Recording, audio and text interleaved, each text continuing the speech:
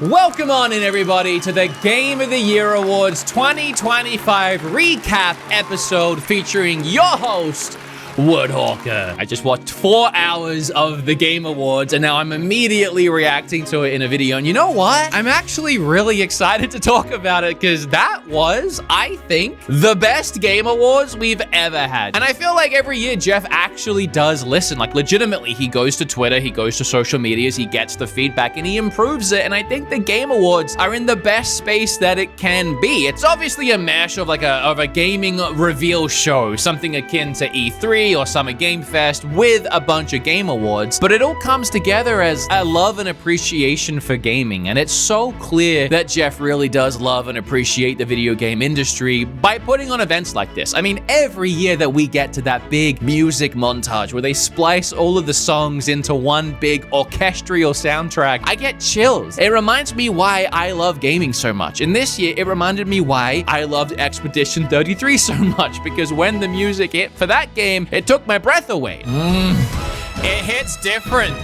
It hits different. And you know what? I'm in the suit for it. You're breathtaking. I'm sorry, I shouldn't. I don't know why I did that. You're breathtaking. Obviously, it's not perfect, and the gaming industry isn't perfect. I mean, they still rush through 4 or 5 awards at once just to try and get them out of the way, which seems weird in a show that's called the Game Awards. But if you do watch these live, you'll know that as soon as somebody starts talking on stage for more than 10 seconds, the chat just spams the letter Z, because none of us apparently have any attention spans, and you can't sit and actually watch an award show. So Jeff tries to keep it fast-paced, and I gotta say, it is. 4 hours went by pretty quickly this year. So I'm gonna talk about all these game reveals. I'm just gonna say really quickly that I did put $1,000 on the line. I said that Expedition 33 was gonna win and sweep the entire Game Awards, and it did. Expedition 33 is incredible. I went on a whole rant about it in my Game Awards video, so you can go and watch that if you want to know what I think. I adore it. I'm so glad that it swept because it deserved to, and it showcases to the entire industry that if you have an original, unique idea in a affordable, single-player RPG game, it can do numbers and it can break the industry. Crazy concept, right? Oh, hello, I didn't see you come in. Welcome to my house here in Disney Dreamlight Valley. This is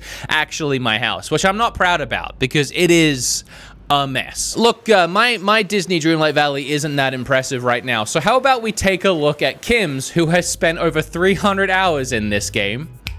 Yeah, her house is much nicer than mine. Kim really likes how customizable the houses are in Dreamlight Valley. You can have multiple rooms, you can put stuff wherever you want. Then that's just the house. You take a step outside and you can fully customize the entire landscape. You can move trees, bushes, you can even plop an entire Ferris wheel down on the beach and then go for a ride. There's Scrooge's store where you can buy outfits and things for your town, and it changes and rotates every single day. All these Disney and Pixar characters will give you something new to do every single day. You can even work for Remy and cook meals for everybody. And as you progress in the game, you'll unlock all these other biomes, which will come with more characters from those biomes. And every few months, they add in more characters and more biomes and more missions. There's even multiplayer, so there's always something new to do. So if you're looking for a cozy game this holiday season or throughout the cold, harsh winter, may I recommend Disney Dreamlight Valley. There's a sale going on right now. You can find links in my description to check out the game, and I really do feel so lucky when these opportunities come up. So thank you, Gameloft, and thank you guys for checking out the game. I mean, the game's got Stitch. Stitch! All right, so I'm gonna use this IGN's Everything Announced, which goes in a wacky order. I think they go from like most hyped all the way down. But I'm gonna start with Star Wars Fate of the Old Republic. Man. This was definitely one of my biggest screams of the night. Ooh. Never in my wildest dreams would I expect it to be an Old Republic game. The tone and pacing and the vibe of the trailer, if this is reflective of the game we're about to get, oh, I can't be more excited. It looks like they've really nailed the narrative here. Honestly, probably the biggest thing for sure, for me too. And then a really weird and disgusting and gross, and maybe it's because I'm getting old, but I kind of felt like this needed a content warning before they showed it. They're doing a new new Divinity game, which one is really exciting, I guess.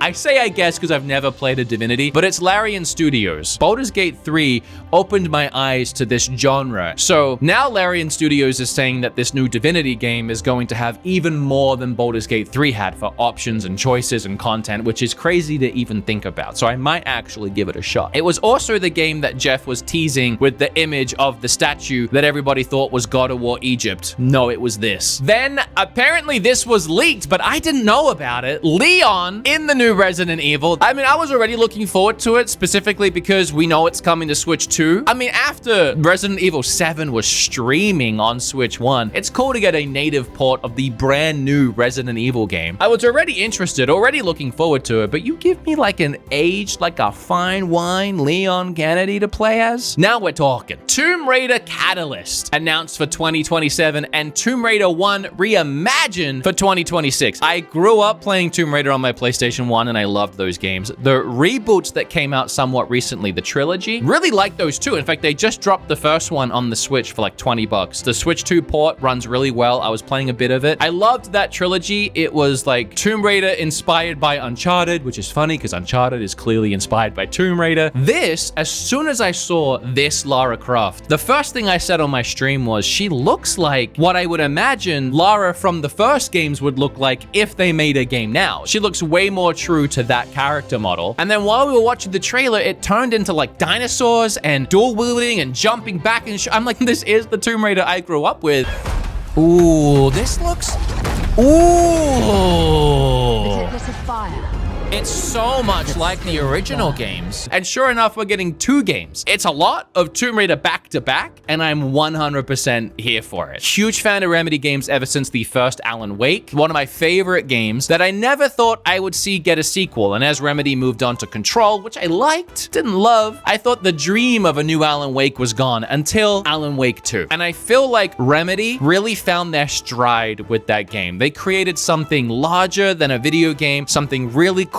So I was excited to see what they were going to do next, and it's another Control, but it's different. This one looks more hack and slashy, where you use melee weapons, and there's a new character, and it looks like it's set in a city. I'm very much about this. Oh, so when we saw Saros, the first thing I said on the stream tonight was, that looks like Returnal. No, it is actually a sequel to Returnal, like the same attacks and effects and orbs and everything, but it's very different at the same time. That's exciting. Lego Batman Legacy of Dark Knight release date announced. So it's coming out on May 29th, 2026. This game is the Arkham games turned into Lego. We already knew about this, but I am looking forward to it. Debut trailer for the Street Fighter movie. That movie has the wildest cast. It has Cody Rhodes, Roman Reigns, Jason Momoa. I don't even remember who else. This was one of the wildest announcements for us Nintendo fans because I had my eye on this game as it looks like a mesh between Death Stranding, which I like, and Stellar Blade, which I love. Visually, it looks very impressive, and somehow it's coming to Switch 2. PS5, Xbox. Oh! Oh! Wait, whoa! I'm always very impressed to see what is coming to Switch 2, what the Switch 2 can actually do. I am looking forward to the Invincible versus Fighter game because it looks like a mesh between Marvel vs. Capcom and Mortal Kombat, where you can use 3 characters. Then there was a new game called No Law. I personally love the tone and the setting because I'm a big cyberpunk fan. And when I say cyberpunk, I don't mean 2077, although that game definitely got a lot better and has improvements and is the tone that I am talking about. No, I just mean like cyberpunk the vibe. There's a chance here that this could be the cyberpunk game that I wanted the first time around. Marvel Rivals finally added Deadpool. That was one that a lot of people were really looking forward to. I haven't played that game in a while, but I gotta move on at some point. I can't keep playing the same game, but I smashed that game for months and I really enjoy it. The Witness and Braid creator, one of the first really big indie games, Braid, announced a brand new 250-hour puzzle game with over 1,400 puzzles. It looks almost basic when you see the gameplay, but I think the concept of all of these different grids all combining together to make one giant world is really interesting, and that's what's going to make this complex and difficult and challenging to play. I look forward to seeing how that game actually plays. Okay, this is the game I am most excited about in the whole event. The Mario and Rabbids creator announced a new platforming game, Bradley the Badger. All right, okay, yeah. This is my favorite thing of the whole night. This is my favorite thing of the whole night, and I'm calling it right now. Nothing is gonna beat this. This game is kind of all over the place. My friend Bob described it as like a current day Conker's Bad Fur Day because it seems to be making fun of other games currently in the industry, Badgerborn instead of Bloodborne. But then he starts manipulating the world and platforming and multiplying things, and then also becoming objects, which is obviously like very Mario Odyssey inspired, I think. He's manipulating the environments. You have Cyber Badger instead of Cyberpunk, The Last Badger instead of Last of Us. This is the one from the event that really resonated with me that I actually can't wait to play. Oh, and all the way down here on the IGN page, we have Free Shepherd, which was the start of the entire thing. You play as a border collie, but it gets weird. It looks like Breath of the Wild puppy version. I really don't know what we're looking at, but you give me a game where I could play as a good boy and I'm sold. Last of Us and Uncharted director unveils new project, Coven of the Chicken. Oh, this is the one with the grandma and the platforming and the Studio Ghibli art style. Man, there were so many good things. I forgot about this one. It's a grandma-like. You play as a grandma. Cell-shaded art style. Yeah, massively giving Studio Ghibli vibes, Journey vibes. Pretty early on, we got a game called Decrepit, which is a first-person Souls-like game coming to PC in 2026. Like a more thrilling and terrifying Skyrim. Audio Mech.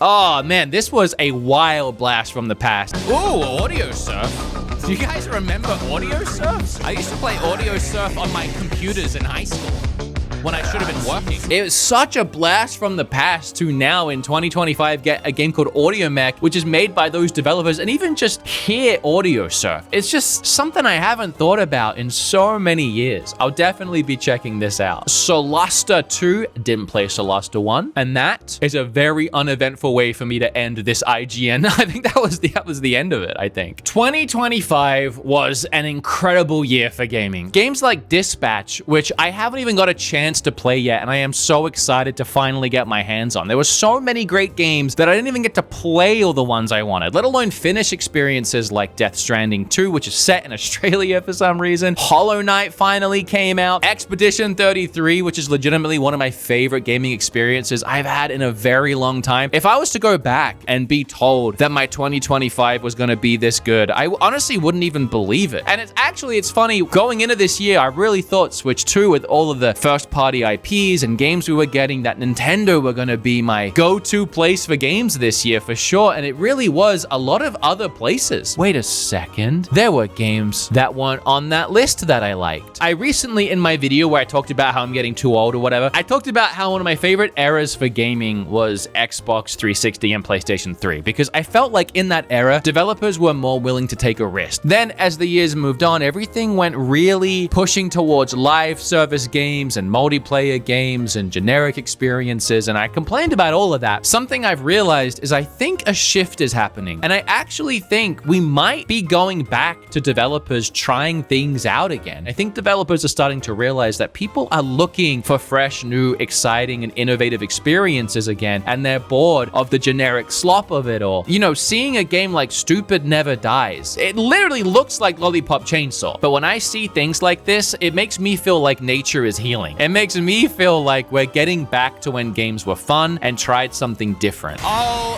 hell yeah.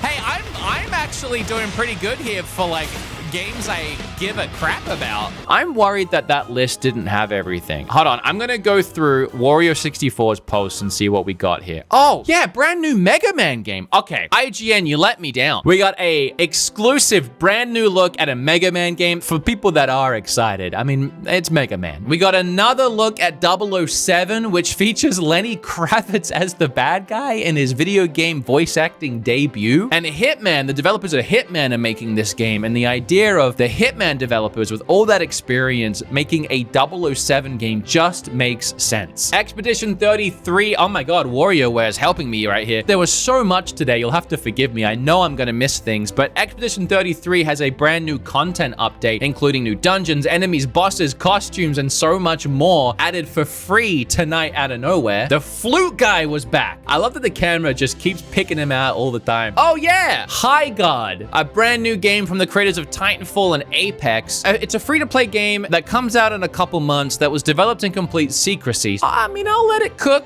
I'll give it another chance when it releases, but just judging by the gameplay, it wasn't my favorite possible final thing. I mean, there was rumors of Half-Life 3, for example, which I don't know why we keep doing this to ourselves. Neo 3 has a demo coming out. That was revealed as well. Phantom Blade 0 had another gameplay look. It comes out on the 9th of September. I gotta be honest, and I am all the time, and I am a lot, and I will always be so sick of the samurai genre. And I was saying all of that, and I was complaining about all of that while watching the Phantom Blade 0 trailer, and then all of a sudden I realized it looks actually really sick. And it does look pretty hack and slashy, which I like. I mean, it does look pretty sick, actually. It does look pretty sick. The gameplay looks crazy, hack and slash like I like. I'm really about this one, so I'm gonna let my biases aside for the moment. They always have the Muppets, and they always use the Muppets as a way of making fun of their own show. Like, the Muppets just always mock the Game Awards and all the things people hate about it. Out of Worlds. It Takes Two and the developers at Hazelight Studios have definitely inspired a new genre. And when I say a new genre, co-op isn't new, but this idea of forced co-op, of you can only play this in co-op and the game is designed around co-op. I'm really loving it, and this art style and the story here looks phenomenal. And then yeah, I'm really excited for Galactic Racer. Honestly, I'm really excited for that. Ace Combat came back. Never been interested in an Ace Combat, but for some reason, I don't know why I was getting vibes of this, but I was getting Metal Gear Phantom Pain when they were on the ship carrier in the ocean with the, I don't know, something about it was like, all these characters in this story, and for the first time ever, I might actually try an Ace Combat game. Sorry. Now I'm just going down WarioWare's tweets and realizing all the stuff I forgot. Phasmophobia is coming to the Switch in 2026. You get but with a bunch of friends and you go into creepy houses and try and figure out what kind of ghost or paranormal entity is infesting the house. It can get really creepy. I've played it in VR, which is terrifying. That was it. Orbitals. Guys, you're gonna wanna look at this. This one is a Switch 2 exclusive, and it's done in the 90s anime style, and it's another co-op style game. Absolutely adore the mesh of 3D environments and these like 2D, 3D animated characters. I adore this art style. I didn't know at first, but I'm sold. Ooh. The way that they're helping each other get through the level layouts is very It Takes Two inspired. Very Cowboy Bebop. What else did that IGN article miss that I didn't get a chance to see? Screamer. It's a really interesting mesh of anime story and then more realistic visuals for the actual racing. And I love this concept of like a more realistic looking, like kind of arcadey racer, but meshed with full anime storyline and narrative. No way there's an amiibo. Why is there an amiibo? Okay, that's cool.